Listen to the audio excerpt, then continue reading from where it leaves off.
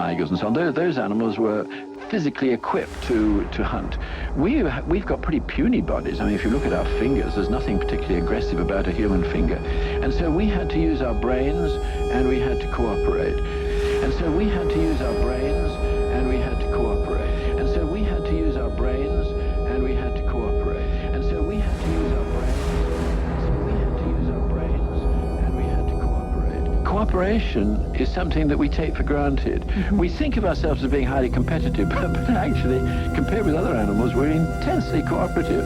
And the downside of this is that, unhappily, we're so cooperative that we can go to war, because an army depends entirely on the cooperation of the soldiers. Mm-hmm. And soldiers can be trained to cooperate in quite an extraordinary way. And war corrupts this deep-seated animal urge we have to cooperate with one another.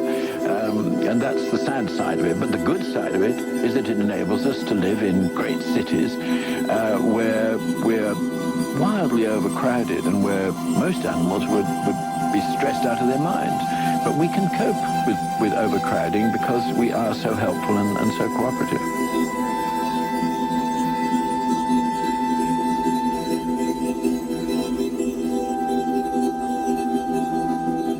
And so we had to use our brains, and we had to cooperate. And so we had to use our brains, and we had to cooperate. And so we had to use our brains, and we had to cooperate. And so we had to use our brains, and we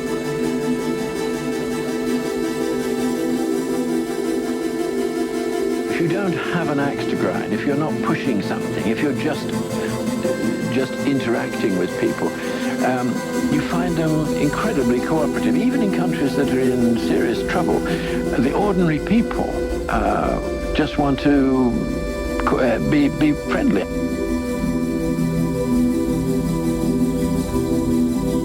The ordinary people